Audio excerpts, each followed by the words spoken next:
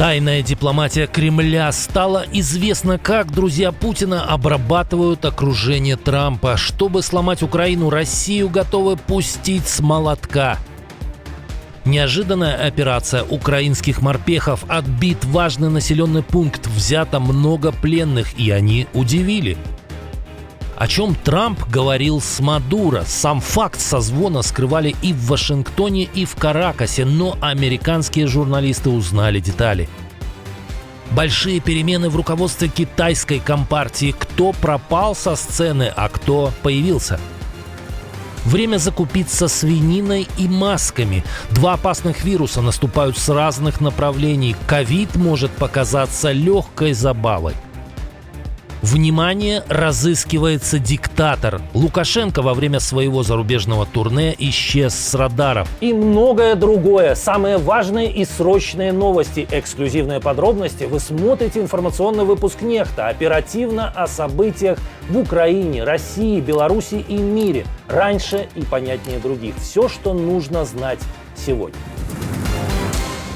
Новый раунд переговоров о мире проходит в США. Для очередной встречи американской и украинской делегации выбрана Флорида. Но есть и опасные неофициальные процессы. О тайной дипломатии Кремля узнали американские журналисты. Близкое окружение Путина осуществляет кулуарные контакты с американцами. Как пишет The Wall Street Journal, этим занимаются доверенные олигархи хозяина Кремля Юрий Ковальчук, Геннадий Тимченко, Аркадий и Борис Ротенберги. Они начали конфиденциально предлагать бизнесменам, связанным с семьей Трампа, будущие проекты в России на случай снятия санкций. По данным источников издания, друзья Путина предлагают американским компаниям доступ туда, куда раньше они попасть даже не мечтали. На карту поставлены газовые концессии в Охотском море, редкоземельные металлы рядом с Норильском, 6 неосвоенных участков в Сибири, крупные энергетические активы. Фактически друзья Путина пытаются подкупить окружение хозяина Белого дома посулами выгод от совместных проектов. Но нужно только уломать Украину поддаться. Статья вышла в издании под красноречивым названием «Make money, not war». Давайте делать деньги вместо того, чтобы заниматься войной. В частности, авторы приводят эпизод с Уиткофом, который в определенный момент предложил Киеву отказаться от борьбы за дальнобойные томагавки. Вместо этого посланник Трампа предложил просить у Белого дома 10-летнее освобождение от торговых пошлин. По версии источников издания, Уиткоф убеждал украинцев, что отсрочка пошлин даст больше экономический стимул, чем вооружение.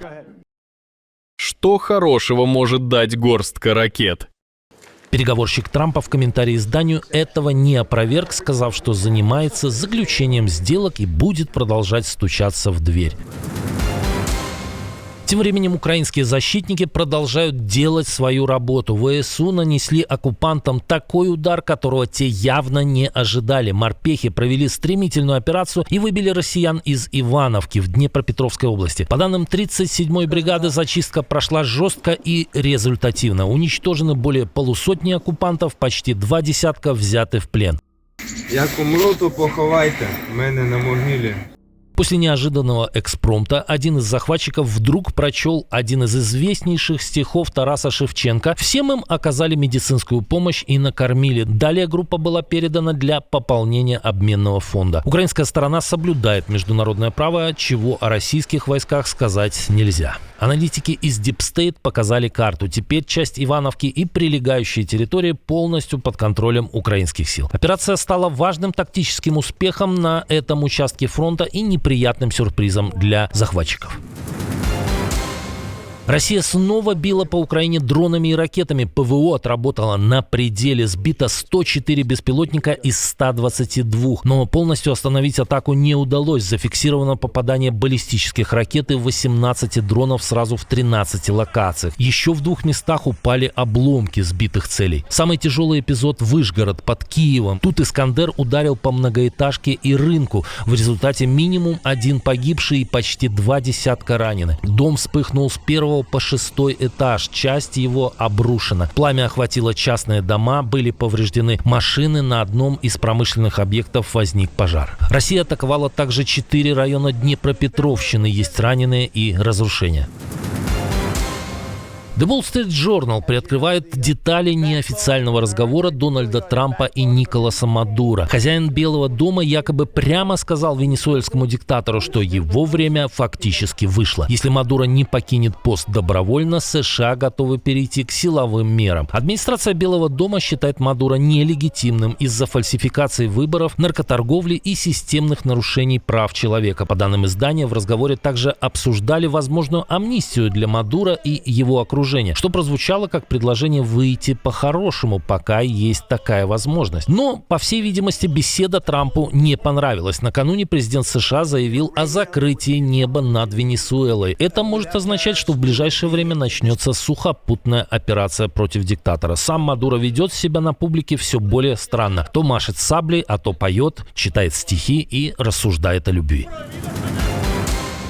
После эффектного удара по танкерам российского теневого флота в Черном море морскими дронами ВСУ нанесли новый удар по нефтянке агрессора в другом месте. Украинские беспилотники. Ночью в Славянске на Кубани прогремела серия мощных взрывов. Под удар попал местный нефтеперерабатывающий завод, один из крупнейших в регионе. Даже российскому оперативному штабу пришлось признать, дроны повредили газовую трубу на территории НПЗ. Завод в Славянске – важный объект для южной логистики РФ. Мощности переработки превышают 5 миллионов тонн сырой нефти в год. Каждая такая атака создает трудности для снабжения войск захватчиков.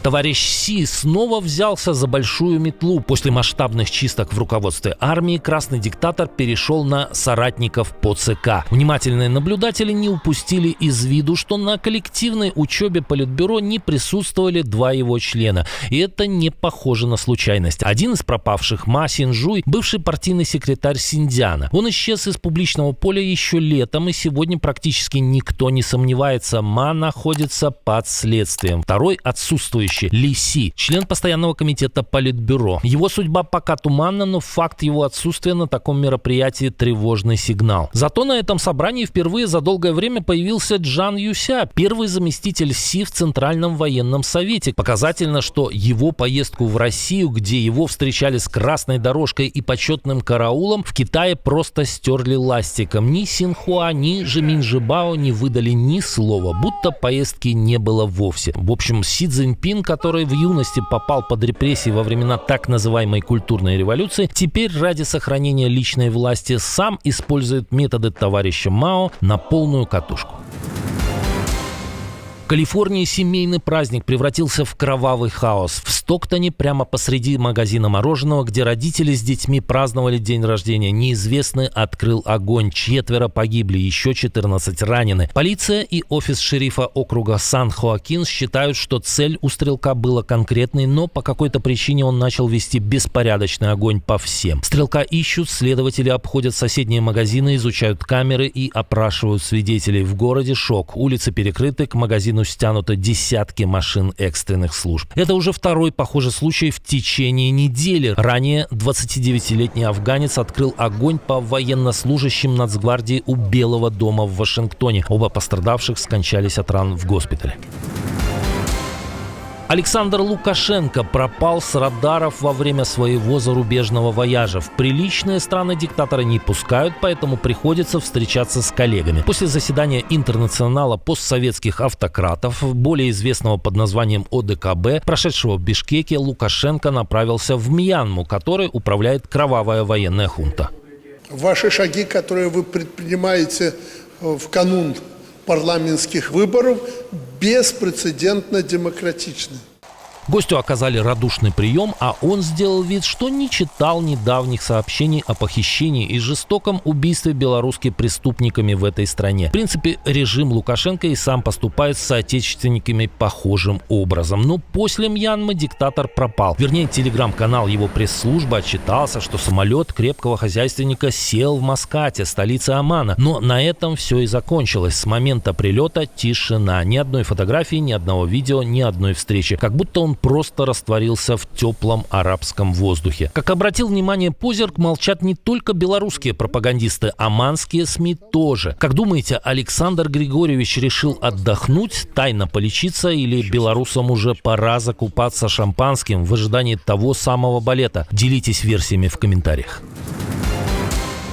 Мясо может скоро подорожать. Пока крупные проблемы возникли у одной страны, но в наш век глобализации это может потянуть за собой весь мировой рынок. В Испании первая за 30 лет вспышка африканской чумы свиней. Власти вынуждены были заблокировать около трети экспортных сертификатов на свинину. Вирус нашли у диких кабанов возле любимой туристами Барселоны, а в этом регионе сосредоточены ключевые производители. Каталония уже закрыла огромный природный парк, ограничила активный отдых в 60 поселках и подтянула полицию. Власти готовят ловушки для диких кабанов, чтобы не допустить разрастания вспышки. Испания экспортирует свинины почти на 9 миллиардов евро в год. Испания экспортирует свинины почти на 9 миллиардов евро в год, и 58% поставок идет в ЕС. Но гораздо более опасен другой вирус. В США уже умер фермер, заразившийся птичьим гриппом H5N5. Впервые в истории. Зафиксировано уже много случаев передачи вируса H5 человеку. За последние 2 года у нас только в Америке было более 70 случаев. Специалисты говорят, у человечества нет никаких антител к этому типу гриппа, что делает его потенциально опасным для каждого. Пандемия гриппа, вероятно, будет довольно серьезной, возможно, даже более серьезной, чем пандемия, которую мы пережили. Мы окажемся в той же ситуации, что и с ковид, то есть с вирусом, против которого у человечества нет абсолютно никакого иммунитета. Но есть и хорошая новость. Мир после коронавируса готов к эпидемиям лучше. Прототипы вакцин против H5 уже существуют, и их смогут быстро адаптировать, если начнется распространение. Отдельное спасибо за то, что досмотрели до конца. Спасибо за ваше доверие. Жду развернутых комментариев, лайков и репостов. Это важно для того, чтобы нас становилось больше. На этом пока все. Доброго вам вечера. До новых встреч и хороших вам новостей.